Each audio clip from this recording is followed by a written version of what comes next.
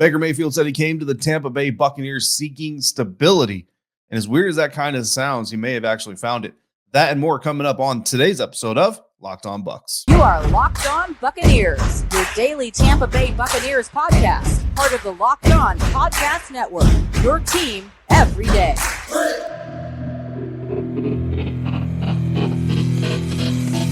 What's up, Bucs Nation, and welcome to the Locked On Bucs podcast, part of the Locked On Podcast Network, your team every day. We're your daily podcast covering the Tampa Bay Buccaneers.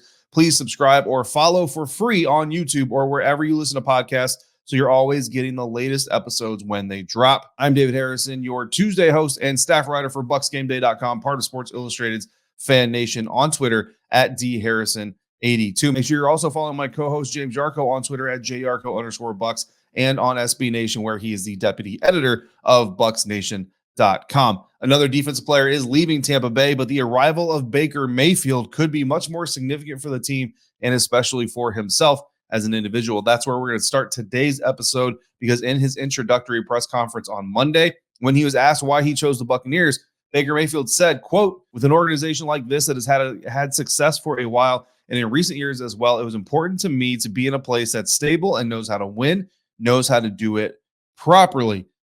And I can't be the only one that was a little taken back by the comments of Tampa Bay being stable. Now, again, we know that, obviously the Super Bowl season was great. The following year was very competitive and close to Super Bowl. And I still, like I said, in a previous episode, I contend that without all the injuries that the Buccaneers offense had amassed up to that point, probably looking at back-to-back Super Bowl wins.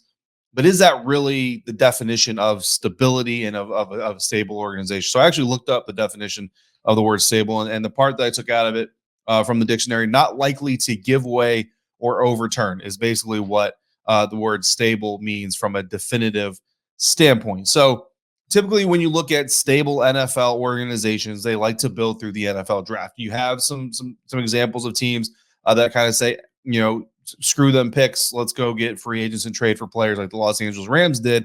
But now you look at where the Los Angeles Rams are today, and really outside of Aaron Donald and maybe, I guess, Cooper Kupp, depending on who the quarterback is going to be and how well that play is, those are really your only two dominant players on a team that just won a Super Bowl not that long ago. So is this really that stable team? And you gauge that stability by looking at how they've done in the NFL draft. So Jason Licht, current general manager, hired in 2014. Since 2014, started with the 2014 NFL draft, the Buccaneers have drafted 64 total players. 23 of those players, so just over 33% of those players, are still with the team. 33%, is that a good number? I didn't go through and calculate every single other person's or every other team's or every other GM's draft track record, but if you were to tell me that 33% of your draft picks will be on your team for kind of a long extended period of time, I would say that's a pretty good number. I mean, when you look at, first of all, you got to look at day three picks, right? 4th, 5th, 6th, 7th round players. A lot of times those guys are kind of one and done. 7th round players, 6th round players, especially even 5th round players, a lot of those guys are kind of one and done. If you were to trim the number to, say, the first 3 rounds or even the first 4 rounds, the number obviously gets a little better. But in totality, about 33% of Jason Licht's draft picks are still with the team today. I think that's pretty good. 7 of those are second-year players, so they were rookies last year. One 7th round draft pick did not stick with the team, so the other 7 did stick with the team. So if you take those 7 off, that changes those numbers obviously a little bit. Now, 9 of the 41 post-rookie deal players that Jason Licht has drafted, so anybody that he's drafted that is still on their rookie contract or not, I don't want to say eligible for an extension, because like Devin White is eligible for an extension, but I didn't count Devin White because he's about to play on his 5th-year option, so technically he hasn't reached the time for his second deal to come through. So 9 of the 41 players that Jason Licht has drafted that reached kind of their second deal window, 9 of them have gotten second deals with the team. That, of course, includes Jamel Dean, who got his second deal this year. Now, Jason Licht's 2015 and now, 2016 draft class, we've kind of talked about that. It's kind of known as Jason Licht's worst, but now his 2015 draft class also has no players drafted still on the roster today. So 2015, 2016 NFL drafts, none of those players are with the team anymore. But out of the players that Jason Licht has drafted, 14 trips to the Pro Bowl have come out of those draft picks. 95 combined seasons of drafted players being primary starters for the Tampa Bay Buccaneers. And beyond the NFL draft, he's also traded for guys like Jason Pierre-Paul and Rob Gronkowski, big contributors to success for the team without mortgaging the entire future of the organization in the process of doing so, which I think is pretty solid. Also orchestrated the arrival of Bruce Arians, who was not just Tampa or nothing.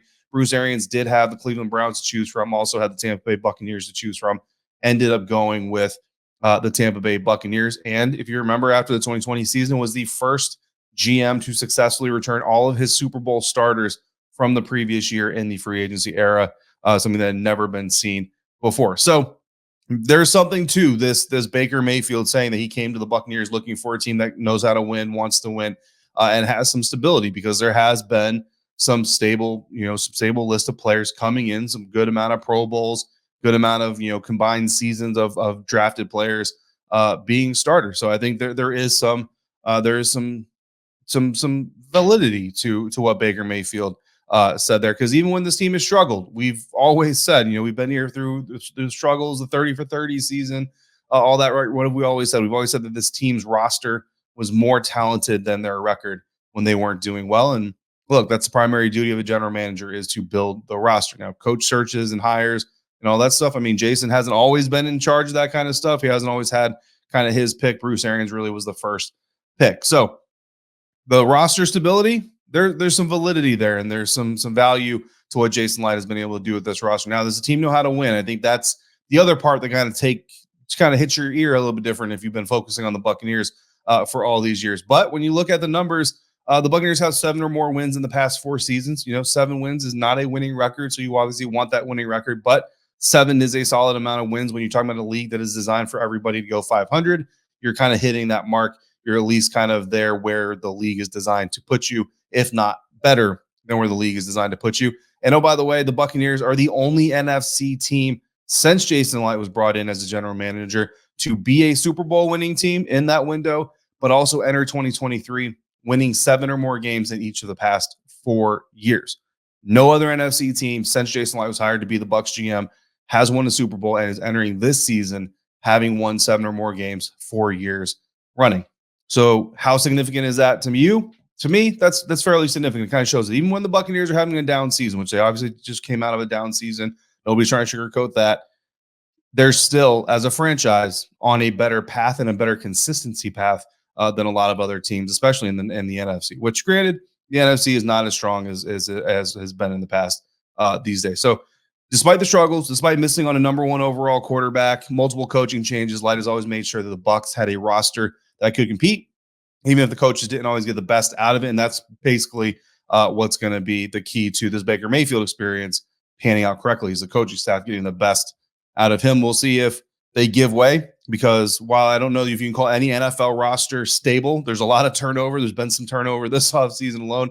Giving way, I think, is really kind of the key. So if they continue to be one of those NFC teams, winning 7 or more games, being playoff contenders, continuing to be a talented roster that just needs the coaching staff to kind of tap into that talent and get the best out of them, then I think we can say that they're not a team that's giving way, and that would fit the definition of being stable. So Baker Mayfield talked a lot about why he came here, but he also talked a lot about his career so far. Some of the things that he said were interesting, especially when you apply them to comments that I've personally made on this show in recent episodes. So that's going to come up next on today's episode of Locked On Bucs, part of the Locked On Podcast Network, your team every day. And today's episode of Locked On Bucs is brought to you by FanDuel. The NCAA tournament is heating up, and now is the perfect time to download FanDuel, America's #1 sportsbook, because new customers, you get a no-sweat first bet up to $1,000 in bonus bets if your first bet doesn't win.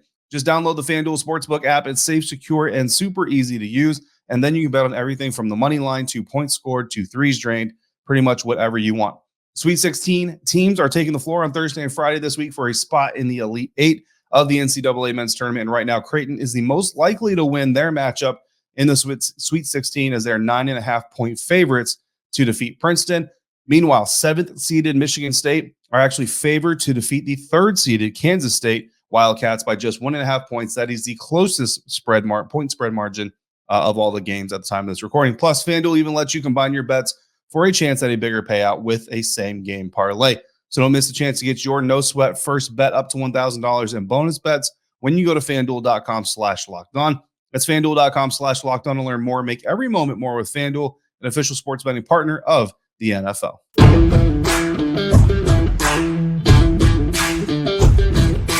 Thanks again for making the Locked On Bucs podcast first listener, first view of the day. Continue our conversation about Baker Mayfield's introductory press conference. Kind of just went over why he chose to come to Tampa in the first place and whether or not those statements of why he chose to come to Tampa were validated. Again, I feel like they're validated, but it's really kind of a lens, eye of the beholder type of situation. Some people are going to hear 33%, slightly over 33%, Jason Light, NFL draft picks still being on the roster today, and say that's extremely low. You want to hit on at least half of them. I think every NFL team would love to hit on at least half of their draft picks. I don't know how realistic that really is in today's modern NFL, especially with practice squads and stealing players and doing all of these things. But moving forward, Baker Mayfield obviously has had a very storied career, right? Storied from the sense that a lot of stories have been written about his NFL career so far. A lot of controversy, some public controversy, unfortunately.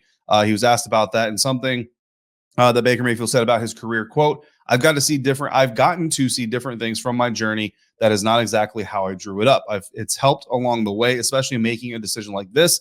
I want to go somewhere where we can win right away, and this is that place, end quote. So talking about Baker Mayfield's journey, in order to talk about where we got to, we have to take a look at where we kind of came from. So I went back and I looked at Baker Mayfield's NFL.com draft profile and just kind of looked at some things and kind of taking myself back to when Baker Mayfield was coming out of Oklahoma into the National Football League, a Heisman Trophy winner, Maxwell Award and Davey O'Brien Award winner, 70.5% completion percentage during his career in Oklahoma, 43 touchdown passes to just 6 interceptions. Incredible career. Incredible, very, very impressive career there at Oklahoma. Lance Zierlein, the NFL.com scout, draft analyst who writes most, if not all, of the draft profiles, wrote about Mayfield back in 2018. Quote, spread quarterbacks have had limited success, as have small quarterbacks. Mayfield falls into both categories and has to prove he can transcend those perceived deficiencies on the next level. He'll be somewhat scheme dependent, so whoever takes him will need to be willing to build their offense around his strengths, end quote. It looked like Cleveland was going to build around those strengths for a little while. Baker Mayfield in his third season takes the Cleveland Browns to the playoffs, gets them a postseason win for the first time since before Baker Mayfield was even born. Like, I think that's fairly significant, right? Baker Mayfield, the last time Cleveland Browns win a playoff game is before Baker Mayfield is even alive. And then they end up drafting him all those years later, 3 years into his career. He not only takes them to the postseason, but gets that win. Unfortunately, pretty much from that point on, it was a very steep decline for Baker Mayfield and the Cleveland Browns that ended in the 2021 season. Baker's playing through a hip injury, which is huge for quarterbacks. We all kind of laughed at that video that went viral of Dak Prescott kind of doing his hip twerks or hip stretches, whatever you want to call them, before a game.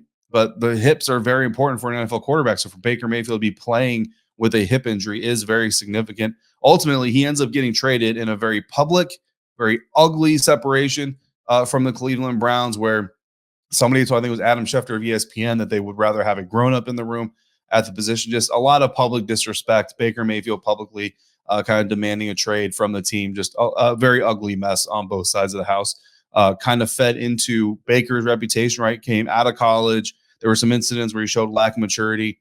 And then coming into the NFL, there were some, I don't want to say incidents, but there were some moments where people kind of perceived him as being immature. And then, of course, you have the comments from the Browns organization as they trade him, coming out saying that they want an adult in the room. So kind of fed into his reputation of being immature, a less than stellar worker, a little rough around the edges, personality-wise, and certainly not what Baker envisioned when he was the number 1 overall pick coming out of Oklahoma as a Heisman Trophy winner. Baker commented on that saying, quote, it's not how I drew my career up by any means. If I were to tell you how it would go based on the plan, I wouldn't have said that I put on 3 different uniforms in the year 2022, but that's how it happens. You've got to learn from it, roll with the punches, trust in God's plan.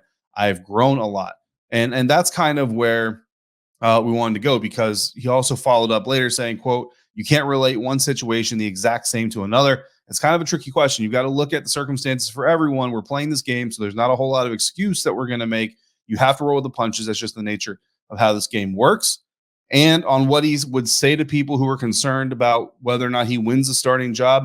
Some people are calling this a break or make moment for Baker Mayfield. I called it a break or make move on my article that I wrote on Tuesday morning for BucsGameDay.com. And Baker said, quote, just take a look at last year. I don't really have much to say other than that. Everybody wants to talk about years ago how I used to be. If you haven't realized that I've changed a lot, then that's all right, end quote. Now, obviously, Baker Mayfield's not sitting there at the podium saying, David Harrison, Locked On Bucs, I'm talking to you, or BucsGameDay.com, I'm talking to you. But look, let's go back to the first segment of today's episode. We talked about Arians coming back into coaching, choosing between the Cleveland Browns and the Tampa Bay Buccaneers. It was basically Baker Mayfield or Jameis Winston. Who does he want to play, or who did he want to coach? He ends up coming to Tampa. All credit to Jason Light for getting him to sway that way, coaching Jameis Winston. It doesn't work out. They end up with Tom Brady, and they get a Super Bowl. So, all's well that ends well, right? But make no mistake about it, Arians wanted, was very interested in coaching Baker Mayfield as well. And I think that's important, right? I myself have been very vocal on this show about whether or not I wanted Baker to come to this team, and I've said that I didn't. So I think that comment of, if you haven't realized that I've changed a lot, then that's all right. I mean, reality, it's if you haven't realized that I've changed a lot, you're not paying attention. So is it possible that he has changed? And so we're going to get into kind of the fit. We're going to get into kind of whether or not people can really kind of grow from these situations. So first and foremost, how much does Bruce's mentality transfer to Dave Canales? Because while Bruce Arians was interested in coaching Baker Mayfield when he came out of retirement, that's great. But Bruce Arians is not on the sideline anymore. Now, he certainly has influence. We're seeing that, right? We're seeing the marks of Bruce Arians' influence here with the team still. Not completely making every decision, but certainly having influence, I think. Dave Canales is a different kind of guy. Bruce Arians may or may not have vouched for him, may not have supported the hire. I don't know. We know that he wasn't happy with Byron Leftwich being fired, but once you get past that, who do we want to bring in? Who's the right guy?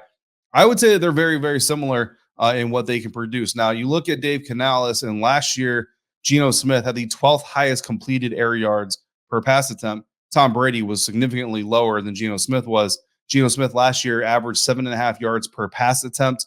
Last year, Tom Brady averaged 6.4 yards per pass attempt. Now, Brady in 2021 averaged 7.4, so 0.1 yards less than Geno Smith last year. And in 2020, the Super Bowl year, averaged 7.6, which is 0.1 yards more than Geno Smith. Much more similar. Those are the 2 years that Bruce Arians was on the sideline. So I think that, I think we can expect Dave Canales to have an offense that's a little bit more Bruce Arians centric.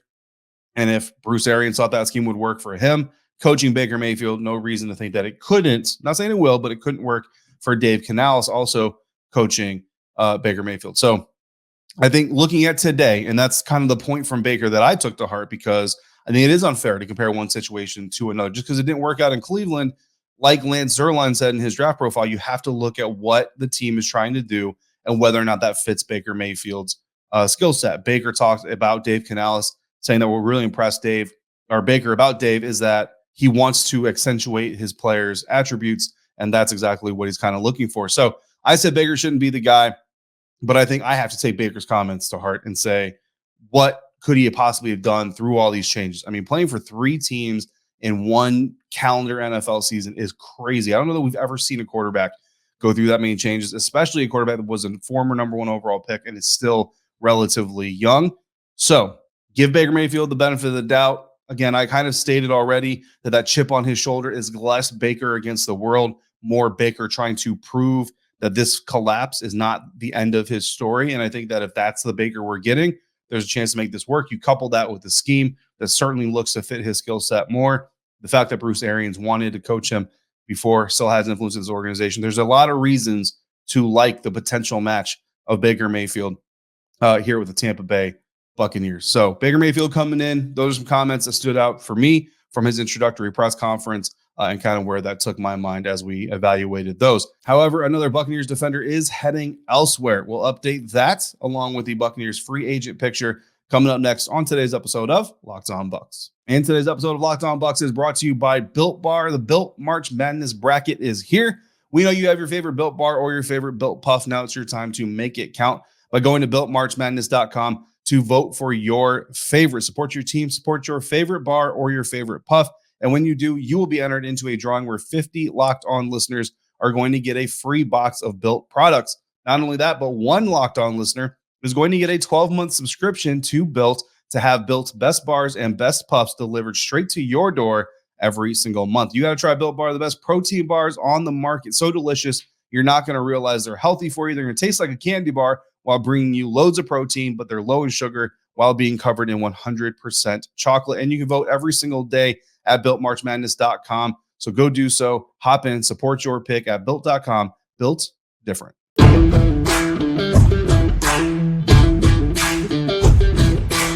Tampa Bay Buccaneers defense has lost its third member to free agency at the time of this recording. Again, news continuing to funnel out across the National Football League as we go through the beginning of this new league year. But this one a little bit more expected. Sean Murphy-Bunting, cornerback, headed to the Tennessee Titans on a one-year deal worth up to $5 million. I don't think the deal is officially official just yet, but Sean Murphy-Bunting tweeting Cashville, certainly confirming that he is indeed heading to Nashville. Coach Lori Locust on her social media also sending out some exclamatory posts on her social media accounts. Lori Locust, former assistant defensive line coach of the Buccaneers, now coaching with the Tennessee Titans. So excited to see Sean Murphy-Bunting headed to Tennessee.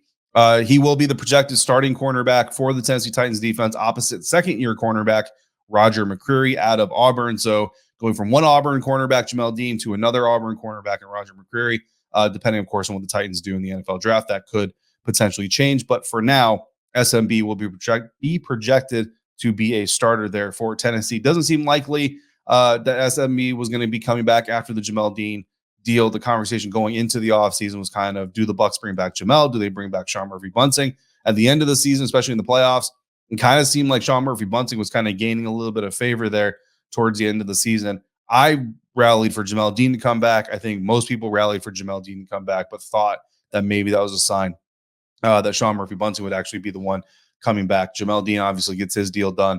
SMB heads to Tennessee. So that's the second key defensive back to leave Todd Bowles' defense this free agent period. Mike Edwards previously headed to the Kansas City Chiefs on another one-year deal, so a bunch of one-year deals going around for these young DBs. And the third defender to leave the Tampa Bay Buccaneers defense via signing as of right now. Defensive tackle Raheem Nunez-Roches left earlier this offseason for the New York Giants. So updating the list of available Buccaneers free agents, right? We know Anthony Nelson's coming back. We know obviously Jamel Dean is coming back. Levante is coming back. But there are still a lot of Buccaneers still available. Left tackle Donovan Smith still out there on the open market, as is defensive end Akeem Hicks, running back Leonard Fournette, tight end Cam Brate, also available. Julio Jones still out there. William Golston, Blaine Gabbert, Kyle Rudolph, right tackle Josh Wells, running back Giovanni Bernard, strong safety Keanu Neal, wide receiver Brashad Perryman, Carl Nassib, Logan Ryan, Jannard Avery, Dedrick Sanat, and wide receiver Scotty Miller, all still available. Tons of Buccaneers free agents, guys, still available. But look, the longer they get into wave 2 and then even wave 3, leading up to the NFL draft, and then if they're still available after the NFL draft, I think it's a little bit more likely you see some of these guys maybe come back on 1 year, maybe non-guaranteed or very little guaranteed type of money. If I had to go through this list right here and say the 3 that I think are most likely to probably return to the Tampa Bay Buccaneers, I think you got to go defensive end William Golston.